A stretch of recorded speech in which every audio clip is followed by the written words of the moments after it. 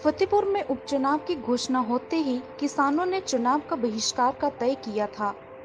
सरकार ने चुनाव में किसी प्रकार की बाधा न आए, इसलिए अस्थायी मंडी की स्थापना कर दी, परंतु सुविधाओं से वंचित रखा। अस्थायी तौर पर मंडी तो किसानों को मिली, लेकिन उसमें किसानों को कई प्रकार की समस्याओं का सामना करना पड़ रहा है। किसानों का कहना है, मंडी में अपनी फसल बेचने के लिए आते हैं तो हमारा नंबर 3-3 दिन तक नहीं लगता। हम किराए से ट्रैक्टर लेकर आते हैं और प्रतिदिन हमें 1500 रुपए ट्रैक्टर वाले को अदा करने पड़ते हैं।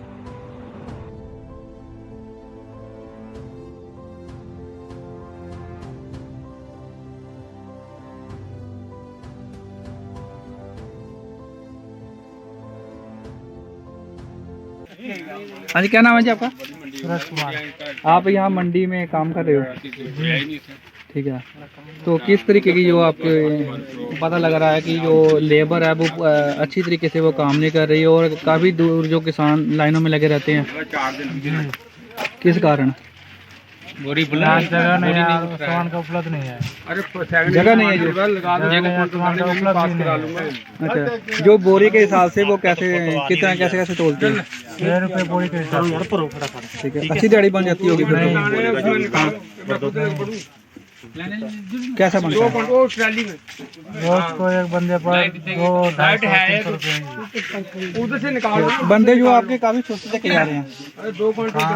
काम अच्छी तरह से नहीं चल रहा है, गाड़ी नहीं बनता है, बंदा सुस्त रहेगा ना।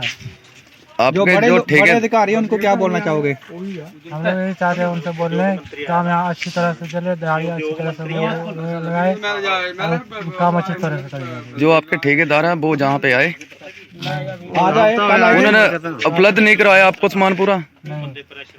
क्यों आपने उससे बात नहीं की? ਉਹ ਸਰ ਜੀ ਇਹ ਕੀ ਉਹ ਜਿਹੜਾ ਮਾੜਕਾ ਲਾਉਂਦੇ ਨਾ ਉਹ ਫਟੇ ਨੇ ਹਲੇ ਤੱਕ ਉਹਦਾ ਵੀ ਮਤਲਬ ਇਹ ਫਟੇ ਮਾੜਕਾ ਲਾ ਕੇ ਇਹ ਬੋਲਦਾ ही नहीं बेचारे तो। अच्छा, ठीक है। ठीक। और कुछ बोलना चाहोगे? यहाँ पर हम जो अपनी समस्या बताएं तो किसको बताएं, कोई सुनने वाला है ही नहीं है यहाँ पे। जैसे कि तोमर साहब का बयान आया था कि उपचुनाव के क्या देखिए जी, ये तो जो बयान उन्होंने दिया वो तो बिल्कुल सच होता नजर आ रहा है कि एक लॉलीपॉप ही दिया है हमें, किसानों को एक भरोसा दिया है कि ठीक है मंडी खुल गई है, लेकिन इस मंडी को शायद नाकामयाब करवाने के लिए चुनावी स्टंट मान लिया जाए इसको। ये चुनावी स्टंट ही है कि चुनाव में 15 तारीख को खोल तो दिया, हमने प्रेशर डाला कर, किसानों का प्रेशर था कि मंडी खुले, जी। लेकिन जो हमने टारगेट दिया था कम से कम पर डे 4000 क्विंटल का, तो वो तो हो नहीं रहा है। 150, 200, 300 और 400 के करीब हो रहा है पर डे का। और हमने पहले भी ये जिक्र किया है कि यहाँ की जो 75,000 एकड़ भूमि है वो उपजाऊ है, यहाँ धान होता है, लेकिन 75,000 एकड़ में आप लगाओ अगर 20 क्विंटल भी पर एक एकड़ का अगर निकलता है तो कितना हो गया? 15 लाख क्विंटल धान होता है। तो उसको किस तरीके से आप पर डे प्रोक्योर करते हो कि आप जो आपका शायद 30 नवंबर तक मंडी खुली रहेगी, जहाँ तक मैंने सुना है कि 30 नवंबर तक, तो 30 नवंबर तक क्या ये एफसीआई या सरकार ये पूरा इतना धान उठा पाएगी या नहीं? अगर 8000 भी करते हैं तो 250 दिन का टारगेट है ये, जबकि मंडी तो रहेगी टोटल 30 दिन या 45 दिन, उससे ज़्यादा तो रहेगी नहीं। तो किसान कहाँ जाएगा? आगे क्या कदम है आपका? इसके बाद सरकार नहीं सुनती है आपकी तो इसके बाद आपका क्या कदम होगा? देखिए, अभी तकरीबन किसान हैं, जो मैंने आपको पहले बताया कि 70% किसान जिन्होंने अपना धान पंजाब में बेच दिया है, बेचा है। उन्होंने किस तरीके से बेचा है ये नहीं, कितना पैसा मिलेगा ये तो अभी किसी ने नहीं बताया, क्योंकि वहाँ पे तो ज़मीन तो हमारी हिमाचल में है, पंजाब में है, जो जितनी जैसे हमारे यहाँ रजिस्ट्रेशन हो रही है उधर भी रजिस्ट्रेशन हुई है, तो किसके खाते में डालते हैं ये तो पता नहीं, लेकिन जा तो रहे हैं बंदे। ठीक है सर, थैंक यू।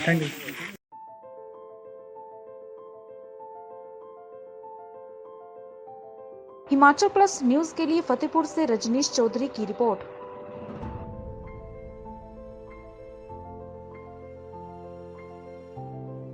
पिया तो कैसा अभिमान, पिया तो बीती यादों से नाता सहेजना सीखा, हाथ थाम कर जिनके चलना सीखा। गिरने लगती जब तो उनसे संभलना सीखा। पिया तोरा कैसा अभिमान, उनकी डांट से खुद को तराशना सीखा। पिया तोरा घर से दूर होकर भी दिल को हमेशा यह एहसास रहता है, उनका प्यार और फिक्र हमेशा मेरे साथ रहता है।